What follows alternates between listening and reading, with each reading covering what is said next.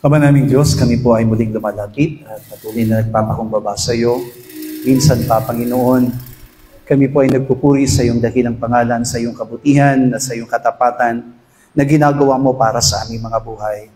Panginoon, salamat po sa araw na ito na binigyan mo kami ng pagkakataon upang hindi lamang kami manalangin, kundi kami pa ay makapanambahan at marinig ang mga salita mong nagbibigay, buhay, kalakasan at katatagan sa aming mga pananampalataya. That's why we pray, Father God, na ikaw lamang, O Diyos, ang gumabay at tumulong sa amin habang kami ay nakikinig ng iyong mga salita. Kaya mo na sa pamamagitan nito ay lumago pa at tumibay kami sa aming pananampalataya hanggang sa muling pagparito po ng aming Panginoong Hesus ay madatnan mo kaming nasa maalab na paglilingkod na katulad ng hinahangad at nilalayon mo para sa amin. Buksan mo ang aming mga pandinig, buksan mo ang aming mga pangunawa, Panginoon, sapagkat wala kaming magagawa kung kami hiwalay sa iyo. That's why also I pray that you will bless all those hands who give their offerings to you. Kaya mo, Ama, na ibalik mo ito, O Diyos, at pagpalain mo ang kanilang mga kamay, ang kanilang mga buhay, ang kanilang mga family, O God. Ibalik mo ito ng siksik at nagumapaw na pagpapala sa kanila. Naway ikaw ang aming sinamba, ikaw ang aming napapurihan, at ikaw ang aming iwalhati. Ito ang aming dalangin sa pangalan ni Jesus. Amen. Palakpakan po natin ang ating Diyos sa buhay. Praise the Lord. Efeso chapter 2, Epeso, kabanatang 2. Verse 1, from 1 to 3. 1 hanggang 3. Epeso, kabanatang 2, 1 hanggang 3. Sabay-sabay po tayo. At kayo'y binuhay niya nang kayo'y mga patay dahil sa inyong mga pagsalansa at mga kasalanan na inyong ilakara noon una ayon sa lakad ng salibutang ito, ayon sa pangulo ng mga kapangyarihan ng hangin, ng spirito na ngayon ay gumagawa sa mga anak ng pagsuway.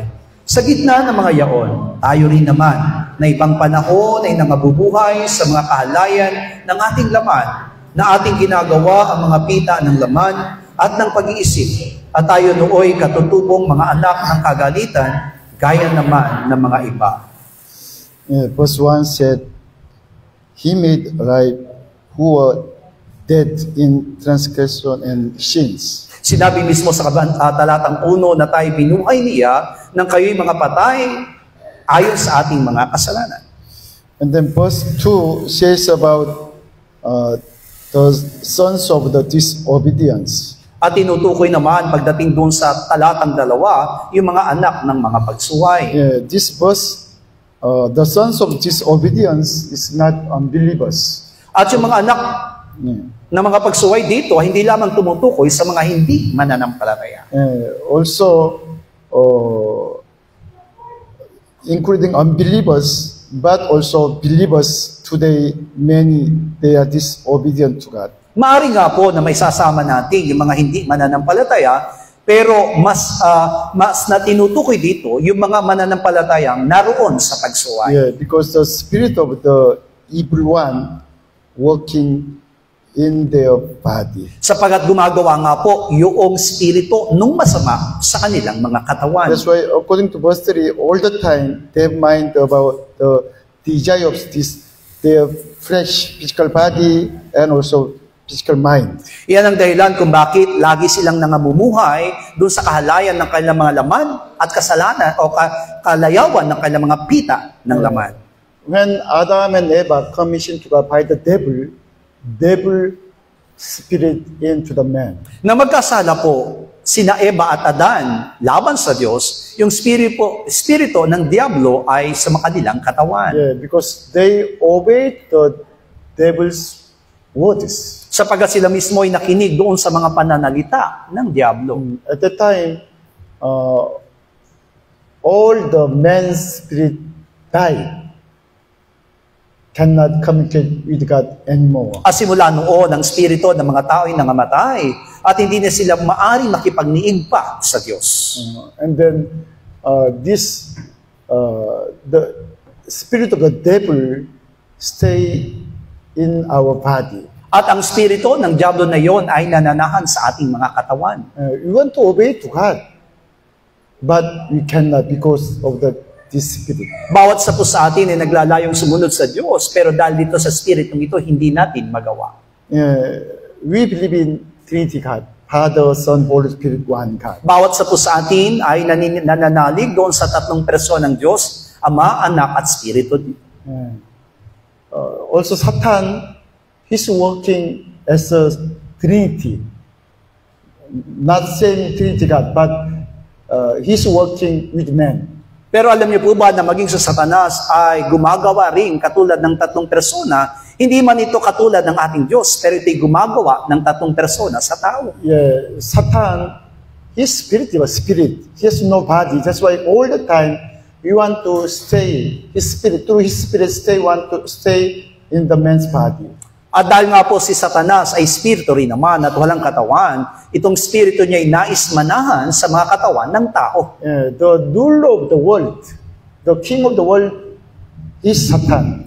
Ibig sabihin, ang namumuno sa sanlibutan ito ay si Satanas. But he has no body. That's why he's working with men all the time. Pero dahil nga po siya'y walang taglay na katawan, siya'y gumagawa sa pamamagitan lagi ng mga tao. Through the Bible, we can understand this Satan spirit stay in our body, not spirit. At sa pamamagitan ng Biblia ay naunawaan natin mabuti ng kanyang spirito ay nananahan sa ating katawan, hindi sa ating spirito. After this Satan spirit stay in our body, its problem, our soul also connect to our body. At habang nananahan po ang spirito niyang ito sa ating mga katawan, ito'y konektado rin sa ating mga kaluluwa. You know, if there's no man, there's no Satan. Satan cannot work anything. Kaya nga po kung walang tao, ay hindi po maaring makagawa si Satanas ng kahit na anong bagay. Satan is nearly different from God. God is Almighty God. That's why even though like trees or other animals, they can hearing God's voice. At siya po ay hindi katulad ng Diyos, siya po'y walang kapangyarihan katulad ng Diyos, at siya po'y nakakarinig katulad lamang ng mga hayop. Like I said, Numbers chapter 22, di ba? Donkey can hearing voice of God, and then he said to Balaam. Kung paano nga po, doon sa Bilang, Kabanatang 22, na kung saan yung asno ay nakapagsalita sapagkat narinig niya yung tinig na galing sa Diyos, at itong sinabi niya kay Balaam. God opened mouth of the donkey, and then donkey said, "Why you hit me 3 times?" Kaya naman, nagreklamo ang asnong ito kay Balaam, at sinabi niya, bakit mo ko hinampas ng 3 beses? Even though, you know, all kind of trees or grass, they can hear the voice of God. Pero alam niyo po ba na maging ang mga halaman o mga damoy nakakarinig din ng tinig ng ating Diyos? But is Satan's words, only man can hearing and follow. Pero pagdating doon sa tinig mismo ni Satanas, ang tao lamang ang nakarinig nito at ang tao lamang ang nakasusunod nito. Through Matthew chapter 8, we can understand about the 2 men who strongly demon possessed in the tomb. At sa Mateo Kabanatang 8, mababasa natin doon na kung saan yung 2 katao na inaalihan ng demonyo na naninirahan sa simenteryo. When they meet Jesus Christ, why you came to us before appointed time? At tinanong nila ang ating Panginoong Jesus, kami ba'y hatulan mo nang wala pa sa panahon? And the demon said, if you want to cast out from this man, you command us into the pig. At sinabi mismo ng mga demonyong ito sa ating Panginoon, kung kami palalayasin mo sa katawan ng mga taong ito, ay papuntahin mo kami doon sa mga lupon ng mga baboy. Because these demons, they are spirit of the devil, diba? Devil spirit. They know Jesus Christ not allowed to them into the other man's body. Sapagat alam naman natin na mga demonyo espiritu ng diablo at hindi po hayaan naman ng ating Panginoon Jesus na itong mga espiritong ito'y manahan sa katawan ng tao. That's why when Jesus said to you, go into the pig, and then how about when they into the pig's body, all pigs go down to the river and die. Kaya naman itutusan ng ating Panginoong Jesus ang lahat ng mga demonyong iyon na sumapi doon sa mga katawan ng mga baboy, at ang ito'y sumapi sa katawan ng mga baboy, ito'y nagsitalon sa bangin at nahulog sa because these pigs, animals of body, animals souls cannot communicate with devil. At dahil nga po itong mga katawan ng mga hayop na ito, hindi pwedeng makipag-niig doon sa diablo. Yeah, that's why these demons, Satan spirit all the time looking for man's body because they can only stay in the man's body and then can control man's mind. Yan ang dahilan kung bakit ang mga demonyo o spirito ng diablo ay naghahanap lagi ng katawan ng tao sapagkat hindi po ito makikipag-komunikasyon sa kanila. That's why really we have to be careful about demons working in the man's body. Kaya naman kailangan natin maging maingat doon sa mga demonyong kumikilos o gumagawa sa katawan ng tao.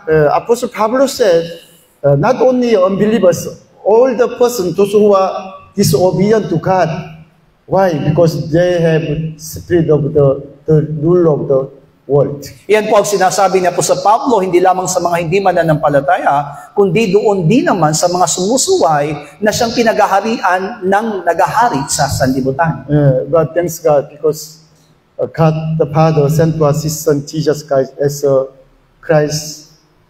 as a living God. At nagpapasalamat tayo sa Diyos sapagkat ibinadala niya mismo yung kanyang anak, bugtong na anak, bilang Kristo at anak ng Diyos. John chapter 12, 31 hanggang 33.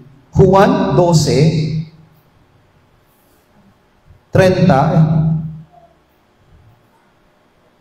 hanggang 33. Sumagot si Jesus at sinabi, ang ibig na ito hindi dumating dahil sa akin, kundi dahil sa inyo. Ngayon, ang paghato sa sanlibutan ito, ngayon ang prinsipe ng sanlibutan ito ay palalayasin. At ako, kung ako'y mataas na mula sa lupa, ang lahat ng mga tao ay papalapitin ko sa akin din. Datapwat ito'y sinabi niya na ipinaalam kung anong kamatayan ang ikamamatay niya.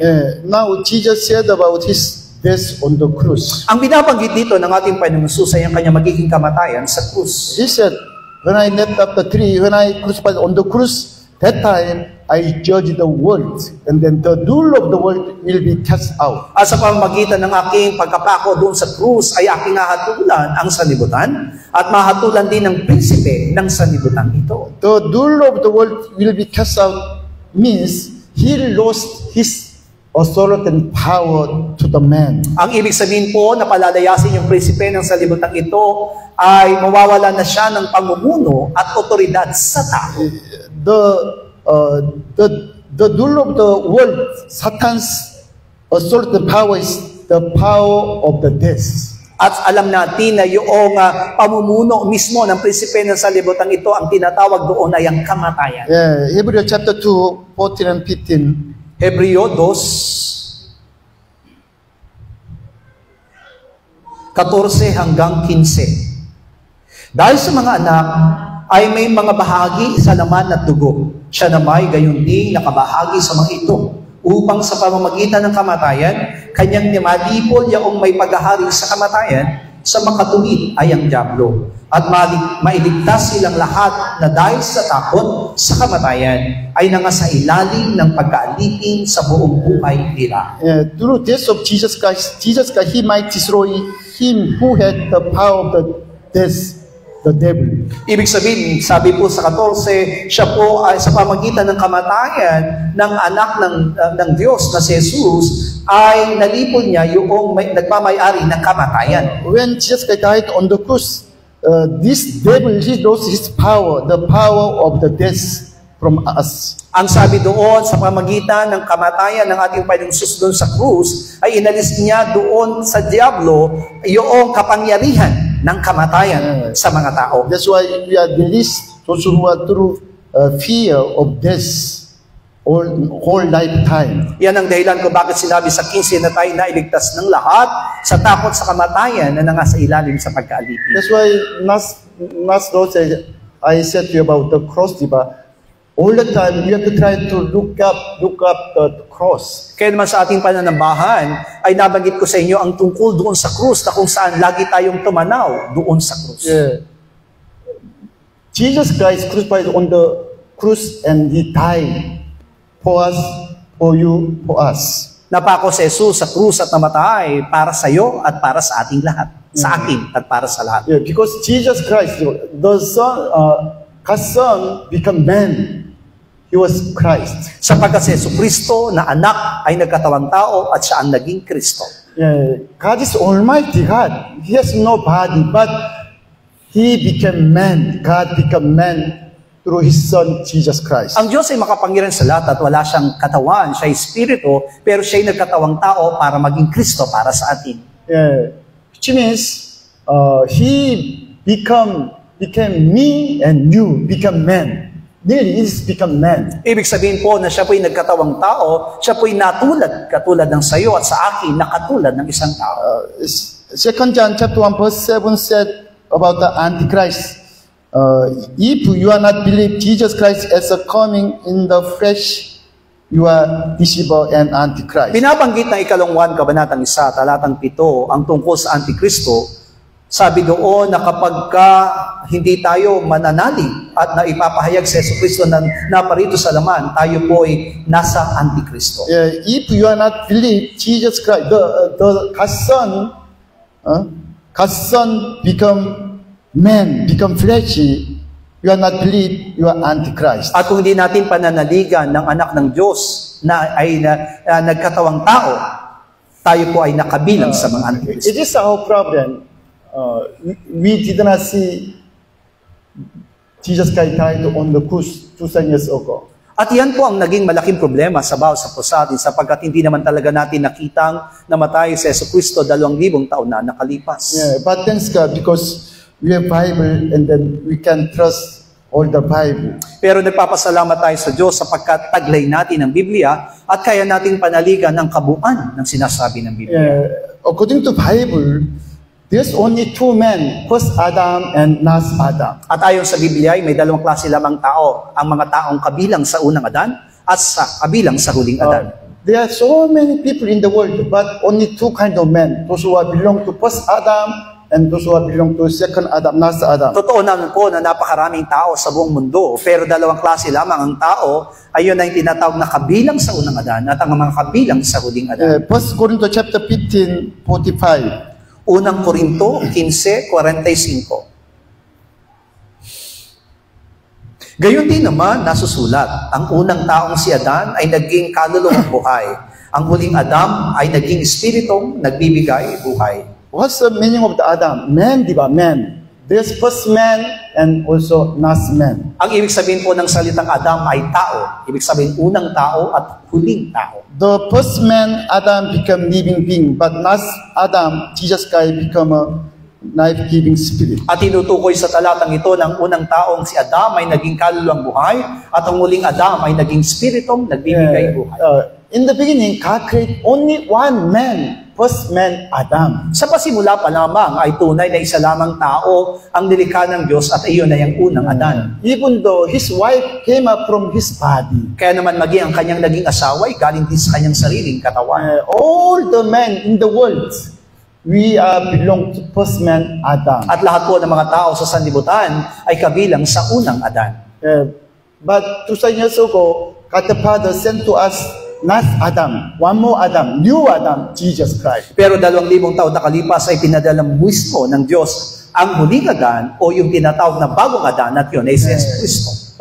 This new Adam is really different from first Adam. This new Adam, the Son become man. Pero malaki ang pagkakaiba nitong huling Adan doon sa unang Adan sapagkat ito yung anak ng Diyos na nagkatawang tao. First Adam, after commission to God, he died, di ba? He died as a man. Sapagkat matapos nga po na magkasala ang unang Adan, siya'y namatay. But last Adam, Jesus Christ, he came from heaven. The holy God become man. Samantalang ang huling Adan na si Kristo ay galing sa langit, isang banal na nagkatawang tao. That's why Romans chapter 5 verse 12, di ba? Therefore, just through one man sin into the world, and then this through the sin into the world. Sa pamamagitan ng Roma, kabanatang 5, talatang 12, na sa pamamagitan ng isang tao ay pumasok ang sanlibutan, at sa pamamagitan din ng kasalanan ay lumaganap ang kamatayan. But verse 17, di ba? By the one man, the Christ Jesus, we have life. We have no longer stay in the death. Pero sa pamamagitan po ng talatang 17, sa pamamagitan ng Kristo, o tinatawag na isang tao na si Jesucristo, ay nawala po tayo dun sa kapangyarihan ng kamatayan. Yeah, you know, it is important. The death of Jesus Christ on the cross, it is my death, your death. Totoo nga po na napakahalaga na maunawaan natin na yung naging kamatayan ni Kristo sa krus ay aking ding kamatayan. You know what is now problem? We are not understand about who's man, diba? Who's man, first Adam and last Adam. Pero ang nagiging problema ay hindi po nakikilala ng tao mismo kung ano talaga ang tao tungkol dun sa unang Adan at sa huling Adan. Yeah. Again, I want to talk to you. There are so many people in the world, but only two class of men, first Adam and last Adam. Pero kailangan na maging maliwanag sa atin na kahit na po sa karamihan ng mga tao sa sanlibutan, dalawang klase lamang po ang itinuturing na tao. Ang mga tao po na kabilang sa unang Adan at ang mga taong nasa huling Adan. In the first Adam, all the men become sinner and then died. At sa pamamagitan po ng unang Adan, lahat ng mga tao ay naging makasalanan at namatay. Yeah, but God the Father sent to us new Adam, Jesus Christ. Pero ipinadala mismo ng Diyos sa atin ang bagong Adan at yun ay si Jesus. What's the meaning of the Adam? Man, diba? Man. God sent to us new man. New man. At ang ibig sabihin ng Adam ay tao, at ibig sabihin po ng huling Adan ay pinadala sa atin ng Diyos ang bagong tao. Yeah. The God's Son become flesh, diba? Become man. Means God's Son become me and you. Ibig sabihin po, yung huling Adan ay yung anak ng Diyos ay nagkatawang tao, naging katulad mo at katulad ko. We understand we are physically we are all belong to first man Adam. You understand, but you can believe it. Sa pamamagitan po ng ating pagkatao ay naunawaan natin mabuti na tayo kabilang sa unang Adan. But now, this problem, it's very hard to believe Jesus Christ become me and you. Pero nahihirapan tayo unawain na tayo po ay kabilang bawat sa atin kay Kristo. Yeah, it is Bible. God said, this Bible said, Jesus Christ become man means become me and you. Pero maliwanag po, sinasabi ng salita ng Diyos, as Jesu Kristo ay nagkatawang tao at natulad siya sa ating lahat. That's why, through only His one death, He can save all the men. At sa pamamagitan ng kanyang nag-iisang kamatayan, ililigtas niya ang lahat ng mga tao. Yeah, 1 Corinthians chapter 15, 21. Unang Korinto 21, 22. 15, 21 hanggang 22. Sapagkat yamang sa pamamagitan ng tao ay dumating ang kamatayan, sa pamamagitan din naman ng tao ay dumating ang pagkabuhay na maguli sa mga patay. Sapagkat kung paanong kay Adam ang lahat ay nangangamatay, gayon din naman kay Kristo ang lahat ay bubuhay. By man came death, by the first Adam came death. Sa pamamagitan ng unang Adan ay dumating ang kamatayan. Also by man, by last Adam, Jesus Christ, also came the resurrection of the dead. Ganon din naman na sa pamamagitan ng huling Adan ni Kristo ay dumating ang muling pagkabuhay. Only two ways, diba? Death and resurrection. Kaya nga po magiging maliwanag sa atin na dalawang pamaraan lamang ang binigay, kamatayan at muling pagkabuhay. If still you are belong to first man Adam, you are on the death. But if you are belong to last Adam, Jesus Christ, you are under the resurrection of the dead. Kaya naman kung tayo magiging kabilang sa unang Adan, magiging kabilang tayo sa kamatayan, at kung tayo mabibilang sa huling Adan, tayo mabibilang sa muling pagkabuhay. Verse 22, diba? In Adam, first man Adam, all died. And also, in Christ, all shall be made alive. Sa 22, kung paano kay Adam, lahat ay nangamatay, gayon din naman kay Kristo, lahat ay bubuhay. Yeah. We cannot be Christ. Because we are all sinner men. Bawat sa atin na hindi pwede maging Kristo sapagat lahat ng tao ay makasalanan. But thanks God, God the Father sent to us His Son as a last Adam, new Adam. Pero nagpapasalamat tayo sa Diyos sapagkat pinadala niya ang kanyang bugtang anak para maging Kristo bilang muling Adan. Only through our faith, this first man, our first man, old man who belonged to first Adam, died with Christ on the cross. And then we can live from death with Jesus Christ. Sa pamagitan ng ating pananampalataya, itong mga taong kabilang sa unang Adan, kabilang sa kamatayan, sa pamamagitan ng kamatayan ni Kristo, magiging kabilang din sa kanyang muling pagkabuhay. John chapter 12, verse 32. Juan 12:32.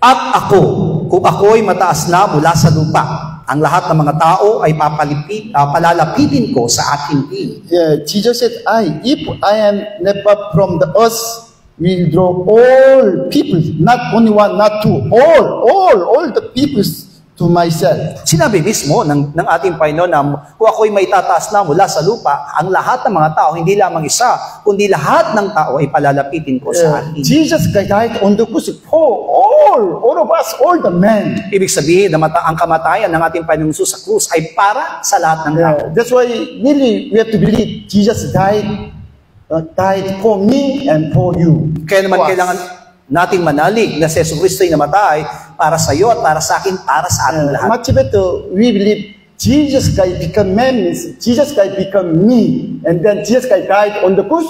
I died with Jesus on the cross. Kaya nga po kapag sinabi po nating si Jesus ay nagkatawang tao, si Jesus ay naging katulad ko at namatay doon sa krus na kasama ko.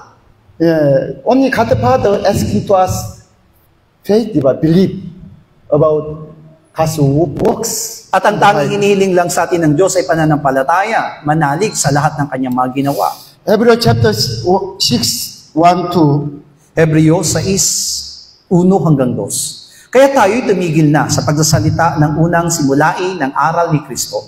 At tayo'y magpatuloy sa kasakdalan na huwag nating ilagay na muli ang kinasasaliga ng pagsisisi sa mga patay na gawa at ng mga pananampalataya sa Diyos, ng aral na tungkol sa mga paglilihis at ng mga pagpapatong ng mga kamay at pagkabuhay na maguli ng mga patay at ng paghukom na walang hanggan. Verse 1 said, therefore, leaving the discussion of the elementary principle of Christ, let us go on to the perfection. Sinabi dito na wag na tayong manatili doon sa mga simulaing aral ni Kristo, kundi tayo po'y makapagpatuloy sa kasakdalan.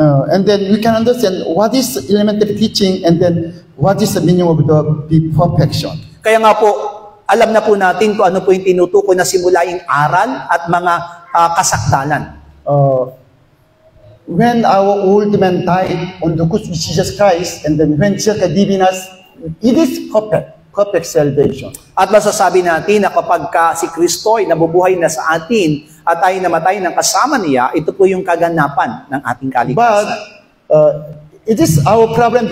All the time, our purpose is in our old man. Pero ang nagiging problema, lagi tayo nakasentro para sa ating lumang pagkatao.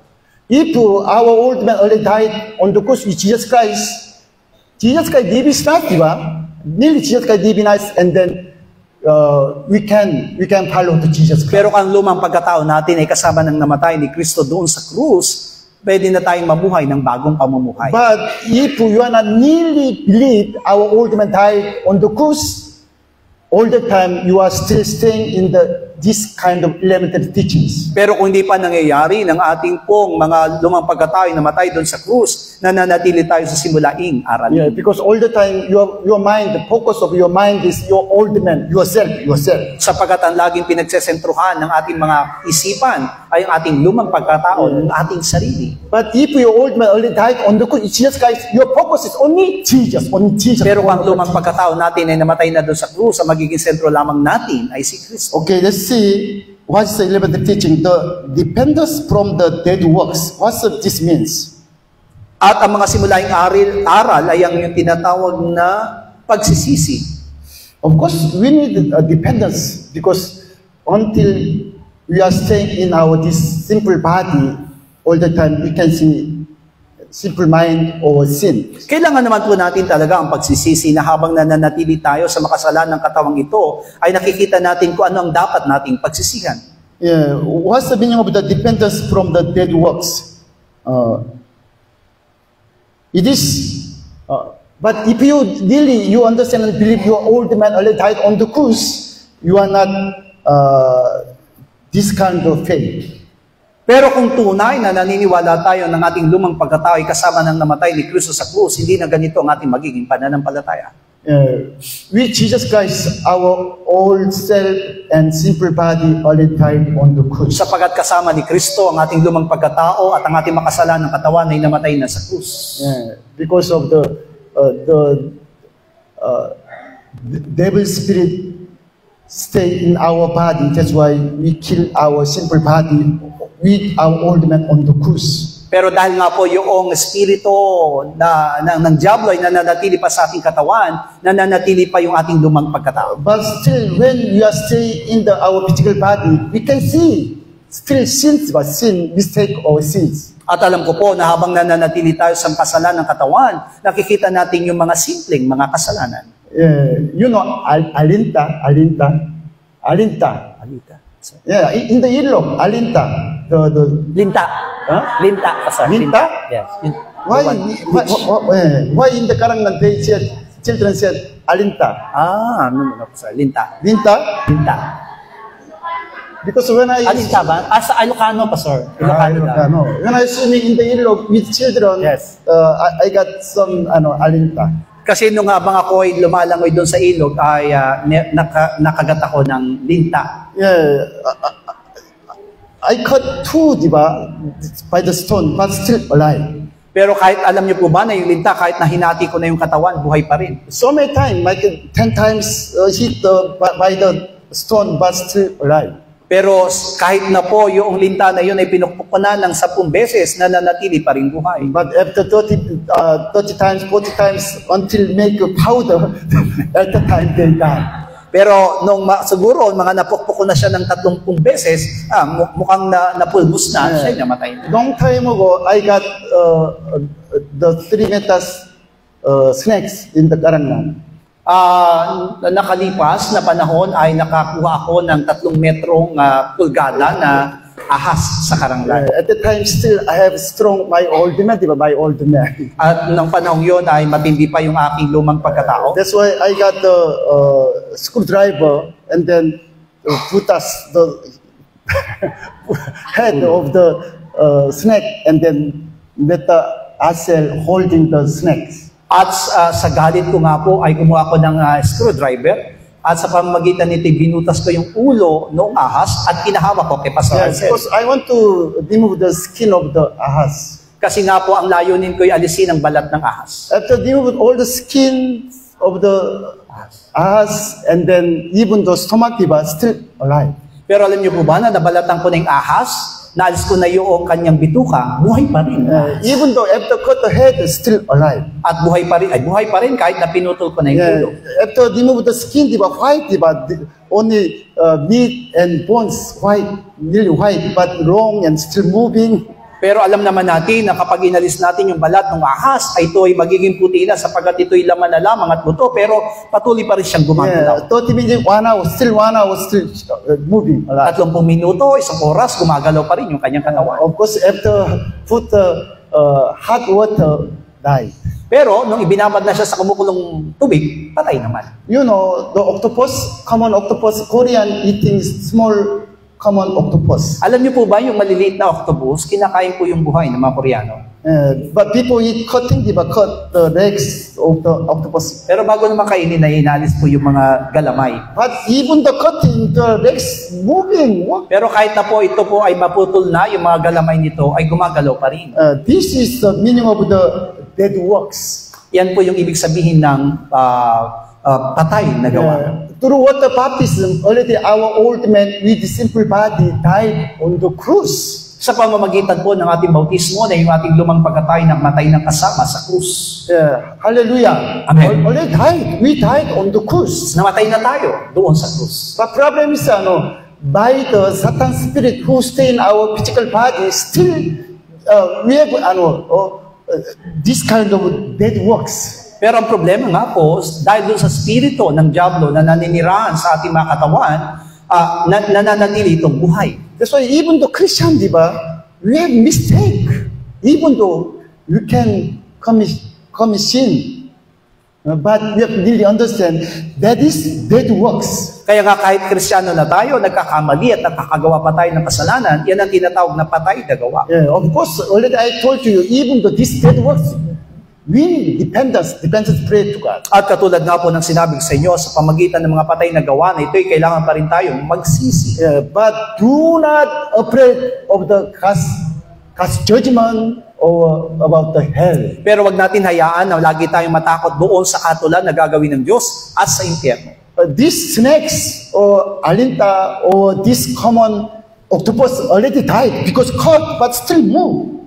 Kung paano nga po na yung ahas, yung octopus at yung linta, bagamat ito'y patay na pero gumagalaw pa rin. We also say our old man, this simple body already died through what about on the cross, but there's still devils working in our physical body. Kaya nga po sa kabila po ng ating lumang pagkatao ay namatay ng kasama ni Kristo sa krus sa pamamagitan ng ating bautismo, nananatili pa rin ang pagkilos at paggalaw ng diablo sa atin. Yeah, also the element teaching is faith, about the faith, and the doctrine of baptism. At yung simulaing arailin ay tungkol sa pananampalataya at bautismo. Also lying on the hands on the head, diba? This is for healing. Pagpapatong ng kamay para magpagaling. Yeah, all kind of this element teachings focuses our old man, myself, only myself. Ibig sabihin, ng mga simulang arilahin ito ay nakasentro lamang sa ating sarili, sa ating lumang pagkatao. Because not really believe, not really understand our old man already died on the cross. Ibig sabihin, hindi pa rin natin pinapanaligan ng ating lumang pagkatao kasama ng namatay sa krus ni Kristo. Yeah, that's why still by this dead works, diba? By the dead works, by the small mistake of sin, we lost our mind, and then we sometimes we deny God, but want to deny Sa pamagitan ng mga patay na gawa na ito, ay patuloy pa rin tayong nawawala ng pag-asa at minsan ay kinakalilimutan natin ng Diyos. That's why when we sin, when I see our sin, we judge ourselves and lose hope to our salvation. Yan ang dahilan kung bakit kapag nakikita natin ang ating nagagawang kasalanan, hinahatulan natin mismo ang ating mga sarili at nawawala tayo sa pag-asa. Romans chapter 7, di ba? Roma, kabanatang verse 23, 23. from 23 hanggang 25. 20 pa, so? Verse 20, chapter 7, 23 hanggang 25. 23 hanggang 25. Datapwat, nakikita ko ang ibang kautusan sa aking mga sangkap na nakikipagbaka laban sa kautusan ng aking pag-iisip. At dinadala akong bihag sa ilalim ng kautusan ng kasalanan na nasa aking mga sangkap. Abang tao ako, sino ang magliligtas sa akin sa katawan nitong kamatayan? Nagpapasalamat ako sa Diyos sa pamamagitan ni Jesucristo na Panginoon natin. Kaya nga, tunay kong ipinaglilingkod ang aking pag-iisip sa kautusan ng Diyos. Datapat ang laman ay sa kautusan ng kasalanan. Even the Apostle Pablo, Romans chapter 6, already his old man and simple body died on the cross, but he can see this dead works in his body. Roma, kabanatang 6, sinabi mismo ni Apostol Pablo, bagamat ang kanyang lumang pagkatao ay kasama ng namatay ni Kristo doon sa krus, pero nakikita pa niya rin yung pagkilos ng kasalanan sa kanyang katawan. But thanks to God, nearly in Jesus Christ, we already died on the cross. Pero tandaan natin na sa pamamagitan ni Kristo ay namatay na tayo sa krus. When Jesus Christ on the cross, we also died with Jesus Christ on the cross. Kaya nga po sa pamamagitan ng pananatili ni Kristo sa krus, tayo rin ay kasama niyang namatay sa krus. Thanks to God, because through death of Jesus Christ already judged the devil on the cross. Kaya nga po nagpapasalamat tayo na sa pamagitan ng kamatayan ni Kristo ay nahatulan niya ng diablo sa krus. That's why devil lost his power, death power on the cross. Kaya nga po nawala na ang kapangyarihan ng diablo sa pamamagitan ng krus. That's why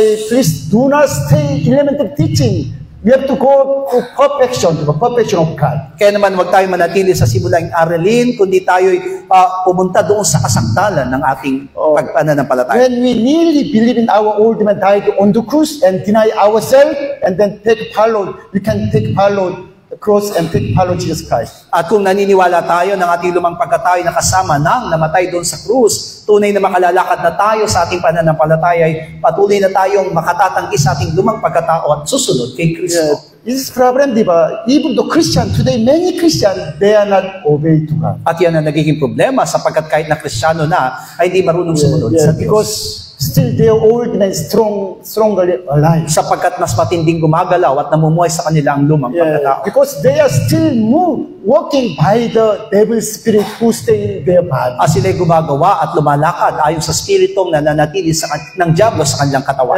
We can see dead works that works in our body, but you can deny you are not me. Already I died on the cross. Kaya bagamat nakikita natin ang mga patay na gawa sa ating mga buhay, kailangan natin itong tanggihan, kailangan natin itong iwaksi sa ating mga buhay at hindi wala itong karapatan. Yeah, who is the devil?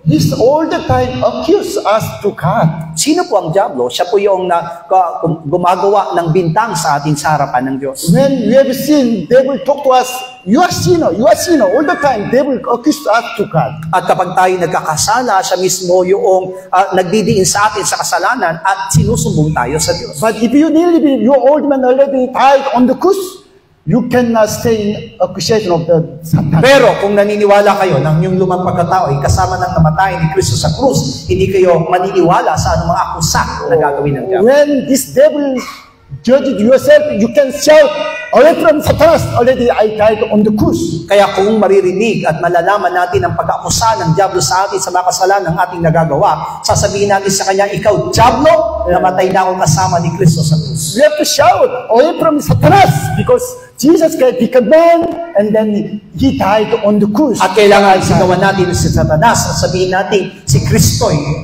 nagkatawang tao at namatay sa krus at kasama niya akong namatay. You know, within one day, our old man not died. You cannot deny ourselves. Totoo naman po talaga na hindi mamamatay ang ating lumang pagkatao sa isang araw na. When I see myself, little by little, all the time, because when I look up the cross, every day, slowly, step by step, I can find my old man time. Kung paanong naranasan ko sa aking buhay ng kamatayan ng aking lumang pagkatao, unti-unti nararanasan. At habang tinatanaw ko yung krus na yon, nakikita ko rin na unti-unti kong napapatay ang aking lumang pagkatao. You also saying, that's why all the time I spent about the old man, because when you're hearing this message, step by step, you can kill your old man on the cross. Yan ang dahilan kung bakit ulit-ulit na naririnig nyo sa akin ang lumang pagkatao, sapagkat sa pamamagitan ng aral nito ay patuloy nyo maipapako ang inyong lumang pagkatao.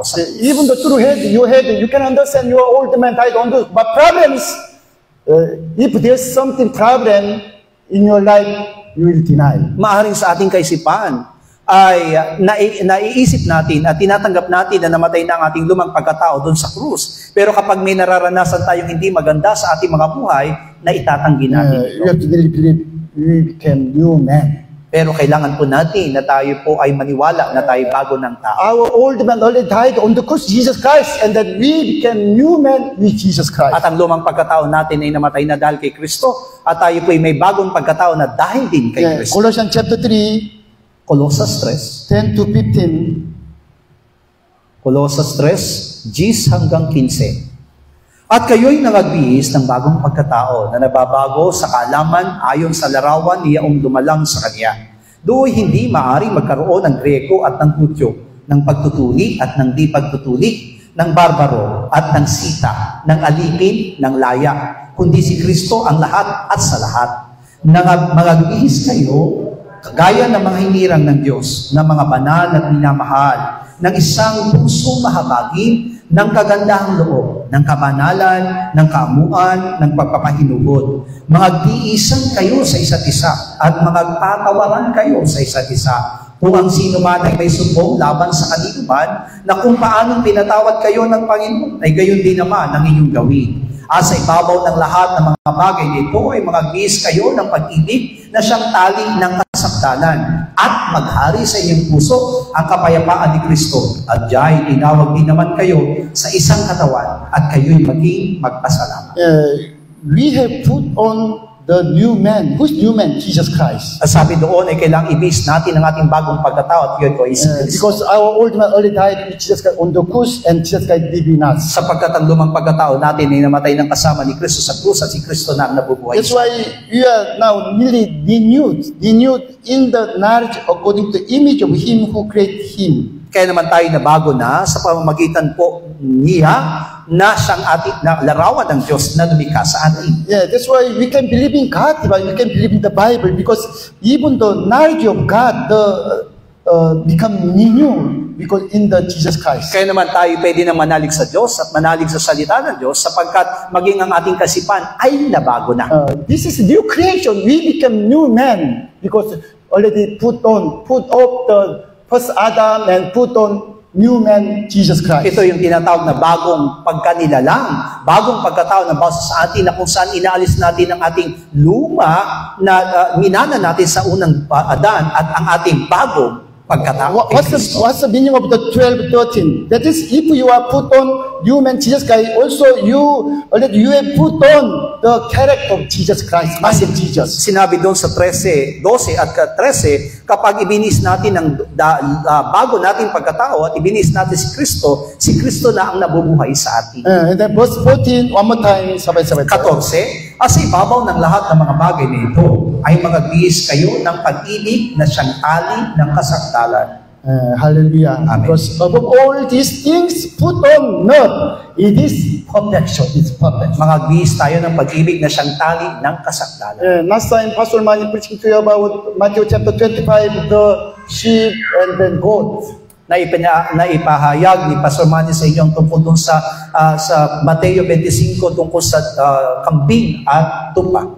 These goats still gave old men. That's why they cannot love others because they have no character of Jesus Christ. Ito mga kambing na ito ay nananatili po sa kanilang lumang pagkatao at hindi nila kayang ibigin ng kanilang kapwa sapagkat hindi pa nabubuhay sa kanila si Kristo. Thanks God, because they ultimately died and then they already have put on Jesus Christ, His mind. That's why they can love others. Samantalang ang mga tupa, yung tinatawag na namatay na ang kanilang lumang pagkatao at ibinibis na po nila si Kristo, kaya naman kaya nilang ibigin ng iba. Galatians chapter 3, verse 27. Galasya, kabanatang 3, talata po ay 27. Sapagkat ang lahat ng sa inyo ay binautisman kay Kristo, ay ibinihis si Kristo.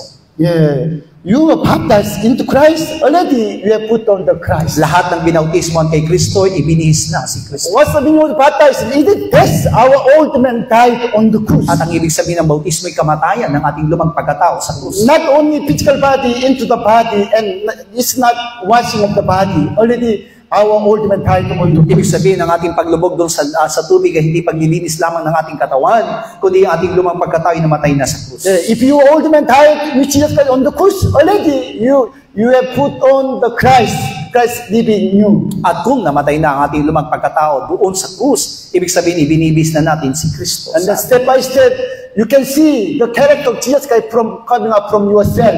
At unti-unti, ang mismong katangian ni Kristo ay lalabas. Already I told you, one day you cannot change, fully change. But step by step, every day when we deny our old man, ourselves, we can change step by step. Totoo naman na hindi natin kayang baguhin ang ating mga sarili sa loob lamang ng isang araw, pero unti-unti, kahit mahihinay na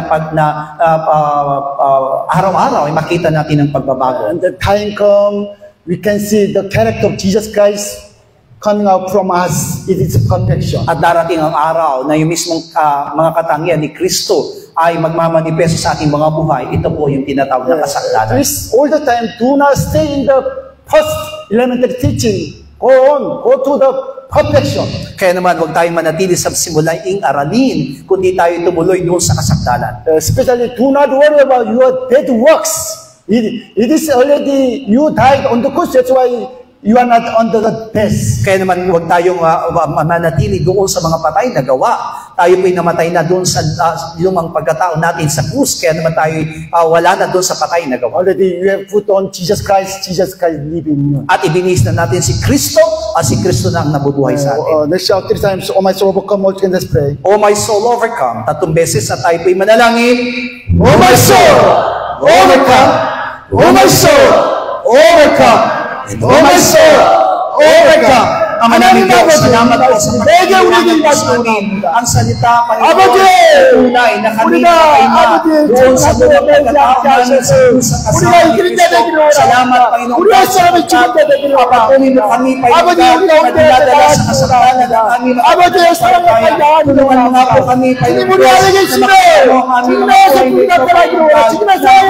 na si Kristo at ibinibigay si Kristo sa aming mga buhay at walang ibang tunay na matatanaw ikaw at makikita sa amin, kundi ang tunay na pananampalataya namin. Kami namatay na, kasama ni Kristo sa krus. Ang aming mga lumang pagkatay, wala na. Kaya hindi kami maniniwala sa anumang akusa na gagawin ng diablo sa aming mga buhay. Bagamat kami nagkakasala, pero alam po namin, Ama, na wala na sa amin, Panginoong Diyos, ang kahatulan ng kamatayan, sapagkat ikaw ay namatay doon sa krus, at ang kamatayan ito ay hinatulan mo na, Panginoon. Kaya naniniwala kami, Panginoong Diyos, sa pamamagitan po ng iyong habag, sa pamamagitan po ng iyong biyaya. Tunay nga po, Panginoong Diyos, sa kami lahat ay may buhay. Kaya naman hayaan mo na manatili kami sa pag-asa niyon, at manatili kami, Panginoong Diyos, na umaasa sa iyong mga pangako at umaasa sa iyong mga salita. At naniniwala kami, Ama, na unti-unti, tuloy-tuloy, natuturuan mo kami, Panginoong Diyos, upang kami makarating sa kasakdanan, Panginoong God. Huwag mo hayaan naman na manatili lamang kami sa mga simulaing aralin, Panginoong Diyos, katulad ng mga ordinaryong mananampalataya, kundi bagkos, Panginoong God, palaguin, patatagin, at hayaan mo, Ama, na mas lalo kaming tumibay sa paglilingkod at pananampalataya inanais mo para sa aming mga buhay. At bilang mga lingkod mo, bilang mga nananalig sa iyo, lumusin mo ang aming mga pananampalataya, lumusin mo ang aming pangunawa sa iyong mga salita, na kami, na tunay na nampalataya sa iyo, aming Panginoon Jesus, ay namatay ng kasama mo doon sa krus, at nais namin mabuhay ka sa buhay ng bawat sa amin. Lead us by your word, lead us by your truth, O God, at naniniwala kami na anuman ang mga bagay na aming pong gagawin, anuman ang mga bagay na aming pasisimulang muli sa aming mga buhay, mananatili ang katwiran at kalooban mo, at mananatili kami lumalakad ayon sa iyong kalooban, mananatili ang katangian mo sa buhay ng bawat sa amin, at pagmahayaan ng Espiritu ng Diablo ay inipingin ang aming mga katawan. Hayaan mo, Ama, ng katawang ito ay patuloy na magbigay ng kalalatian sa iyong dakilang pangalan, at tulungan mo kami, O Diyos, na malalhati ka sa pamamagitan ng aming mga buhay. Yan ang aming patuloy na idinadalangin sa iyo, at huwag mo kami mababayaan, Panginoong Diyos, ng aming mga pananampalataya, Panginoong Diyos, ay masayang, ng aming mga pananampalataya, Panginoong Diyos, ay mabaliwala. Pagkos, hayaan mong busugin mo kami ng katotohanan, busugin mo kami ng iyong mga salita, at busugin mo kami, Panginoong Diyos, ng lahat ng mga bagay na tinuturo ko sa buhay ng bawat sa amin. At naniniwala kami, Panginoong God, na lahat ng aming mga natutunan, lahat ng aming mga tinatanggap, at lahat ng aming naririnig, Panginoong Diyos, sa pamamagitan ng iyong mga salita, ay magiging katibayan ng aming pananampalataya, magiging katibayan ng aming mga paglilingkod, hanggang sa muling pagparito mo, aming Panginoong Jesus. Ihanda mo ang bawat sa amin, at hayaan mo na maging karapat-dapat kami, Panginoong Diyos, sa iyo, at hayaan mo patuloy naming maitanggi, Panginoong God, ang aming mga datihang pagkatao, at ang mabuhay ay si Kristo sa buhay po namin. Salamat po, aming Diyos, at inaangkin namin ang katagumpayan ng lahat ng aming mga panalangin sa pangalan po ng aming Panginoong Jesus. Amen. All together, Lord's Prayer. Ama naming nasa langit, sambahin nawa ang pangalan mo. Ikaw nawa ang maghari sa amin. Sundin nawa ang iyong kalooban dito sa lupa tulad ng sa langit. Bigyan mo po kami ng pagkain kailangan namin sa araw na ito, at patawarin mo po kami sa aming mga kasalanan tulad ng aming pagpapatawad sa mga nakakasala sa amin. At huwag mo kami iharap sa mahigpit na pagsubok, kundi ilayo mo po kami sa masama, sapagkat iyo ang kaharian at ang kapangyarihan at ang kapurihan magpakailanman. Amen. God bless you all po. See you on Thursday.